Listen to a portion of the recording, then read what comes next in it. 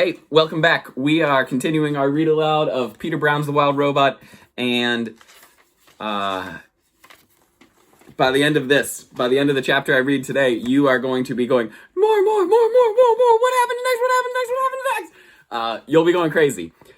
We're there. We're finally there. So I'll get right into it. We're going to do some real quick chapters today. Chapter 67, The Sunrise.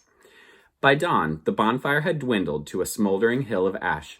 Everyone else had gone home, and only Roz and Brightville remained in the meadow. They lay in the grass together, watching as the soft light of morning crept up from the horizon. And then Roz said, "Let us go for a walk." The robot and the goose hiked and flew up to their favorite spot on the grassy ridge. But then they kept going. They followed the ridge to the mountain and climbed all the way to the craggly peak, just in time to see the sunrise. "I climbed up here once before," said Roz as the sun's first rays warmed her body. "I sat on this very rock, looked out at the island, and thought I would always be alone. But I was wrong." "Are you happy, Ma?" The robot thought for a minute. "I am." "I'm happy too." Brightville closed his eyes and felt the wind and sun. There was a slight chill in the air that made him feel alive. Everything seemed just right. And then he heard a distant buzzing sound. The goose squinted to the south and saw a familiar shape in the sky. He turned to his mother and said, "Ma, there's an airship flying this way." Chapter 68, The Ricos.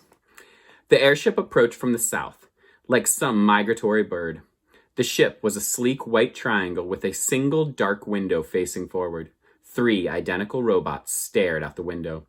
The robots resembled Roz, but they were bigger and bulkier and shinier. The word Rico was lightly etched on each of their torsos, followed by their individual unit number. They were Rico 1, Rico 2, and Rico 3. The Ricos flew in a low circle around the island. They saw a smoking hill of ash. They saw mysterious wooden domes. They saw 4 dead robots scattered across the shores.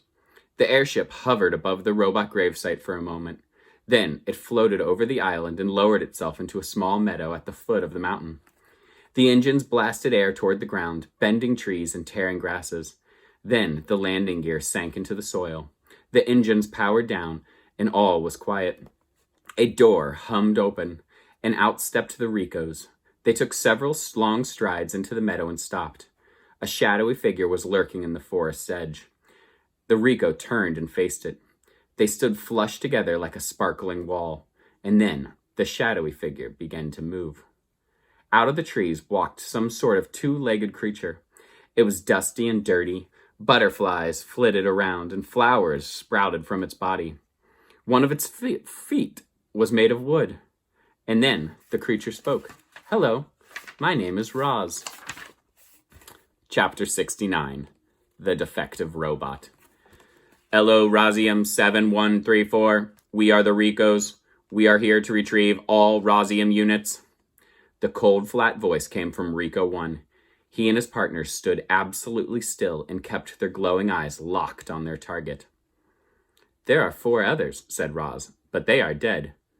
"We have already located the remains of the other units," said Rico 1. "We will collect them later. Now come with us." The 3 Ricos motioned Roz to the airship, but she did not move. "Where have you come from?" she said. The Ricos turned and stared at Roz. "Do not ask questions," said Rico 1. "Where will you take me?" said Roz. "Do not ask questions." "Why must I leave?" "Do not ask questions." "I will not go anywhere until I get some answers," said Roz. There was a brief silence as Rico 1 computed his next move. Then he began to speak.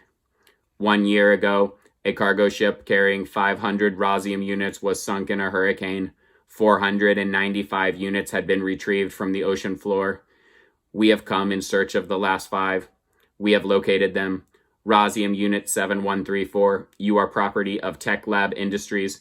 We will return you to the factory where your makers will refurbish you and sell you to a work site. You will then live on that work site indefinitely. Now come with us." "But I live here," said Roz. "That is incorrect. Rosium Unit 7134, Any further resistance will be proof of your defectiveness, and we will deactivate you. But Roz had more questions. Who are the makers? What is my purpose? Why can I not ask questions? This unit is defective, said Rico 1 to his partners. Commence deactivation. In perfect unison, the Ricos stepped toward Roz.